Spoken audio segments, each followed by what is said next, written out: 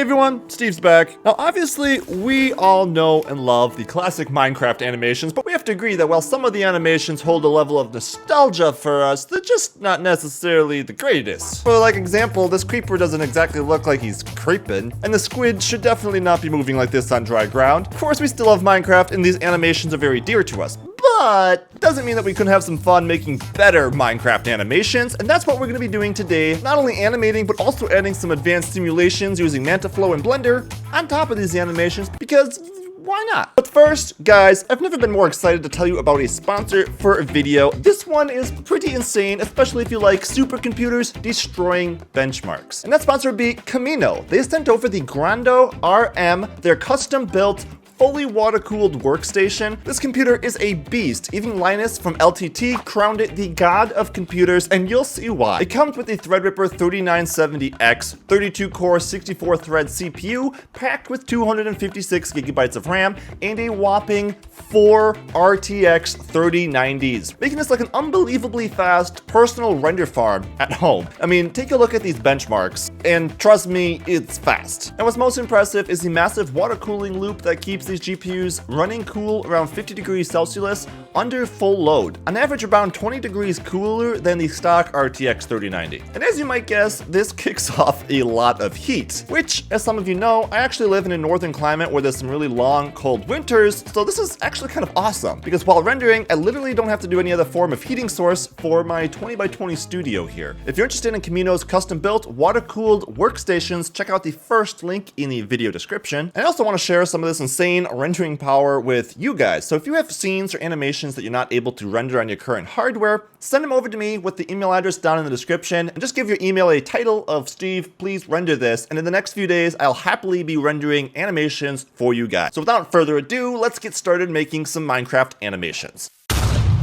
So let's start with the most classic Minecraft mob, the creeper. Oh man. No offense to the creeper, but the animations are just kind of boring right now, and doesn't exactly look like he's creeping. I mean, come on, he's a creeper. So my first attempt kind of went not really creeping and more like hopping like a bunny here, and not really sure why. It was just the first experiment to play around with the model, which I did get most of these models from Sketchfab, and I'll put some links in the description if you guys want to download these Minecraft models as well. I went ahead and started keyframing some, well, key poses in this animation sequence. And what I've learned is best is that you really can't exaggerate these poses too much. And that's something I see a lot of beginners make a mistake of, is they're afraid to push their animations too exaggerated. Holy cow, fly, what the heck? But with character animation and cartoons especially, you can push these exaggerated poses pretty much as far as you want. If you're interested in getting started with beginner character animation, I do have a tutorial up there for that. Yep. Another thing to improve your animations is fast and slow motions. I think beginners often kind of animate all their characters at the same speed. It was kind of plain and boring. So yeah, kind of quick and then fast motions. And in the end, here's what I came up with for a creeping creeper animation.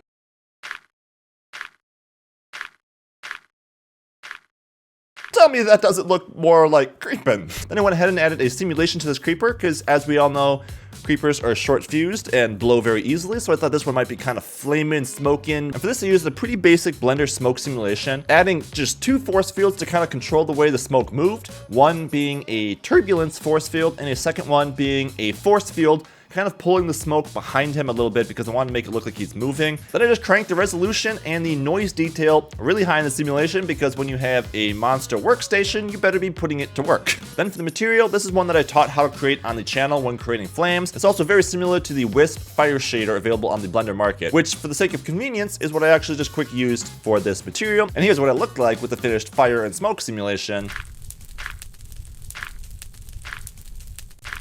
So it was kind of fun to see what a Minecraft character looks like with more realistic fire simulations. Now we're on to the next Minecraft character, that one being another classic, the Enderman. Or should we say Ender Woman? Okay, so my first thought for going about animating the Ender person, which was that this character actually seems pretty fit and slim, and I kind of imagined walking or strutting sort of like a supermodel.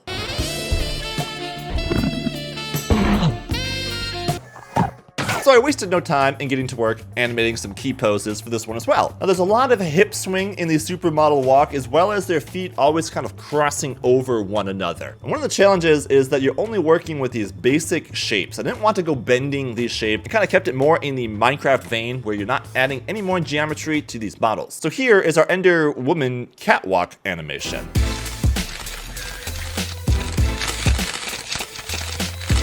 Yep. And then of course we had to give this one its own simulation as well. This one I thought it might be kind of cool and like moody stylistic to be giving off sort of that dry ice effect where the smoke is like falling down really fast. So to achieve this effect in Blender, under the gas settings in the domain, I turned the density and the heat way down to a negative number. So it's basically pulling the smoke downward. I then also used another force field, this one a little bit stronger, right underneath the Enderman to pull all of that smoke down, and then use the floor as a collision. So the smoke will kind of come down and then billow out. And there's our Ender Woman. Okay, some of you might be wondering what's this unique looking monitor behind me. This is actually the new LG Dual Up. It's essentially two 16:9 monitors on top of each other, which is kind of super useful actually, and I've been enjoying using it quite a bit. If you want to learn more about the LG Dual Up, there'll also be a link in the video description. So for our third Minecraft animation, this one goes out to the poor squid, which currently actually doesn't have a unique animation when it's outside of the water. As you can see, this is what it does. And that's totally unrealistic, so we can do better. For this one, I couldn't find a squid model that's already rigged, so I had to go about rigging it myself. If you guys are interested in the tweaked and customized models that I used for the video, I'm including them all in the blended format as a download over on Patreon for all of my members. You guys are freaking awesome. Now for this animation, I already had the simulation in the back of my mind that I wanted to do. That's one of those where you see those 3D animations, and their animation is just generating all kinds of water as they're moving around, and it interacts with the simulation. It's just really cool looking. So we're going about animating the squid now. I kind of want to make sure that whatever it was doing would be kind of throwing its limbs around and splashing the water that I'd be adding afterwards. Anyways, that was the gist of it. So after playing around with some keyframing for a while, this is the animation I came up with. And that looks pretty good, and there's definitely enough movement there now to add the fluid simulation to it. So using Blender's MantaFlow fluid simulator, I went ahead and made the squid mesh an inflow source of fluid. So it's basically constantly adding fluid to the scene. I also went ahead and enabled spray particles and rendered these as tiny little icospheres on the fluid to add some splash effects when our squid tentacles are again kind of throwing water around. So I put it over on our custom built render farm workstation and baked out a high quality simulation. And with that said, here is our Minecraft squid fluid animation.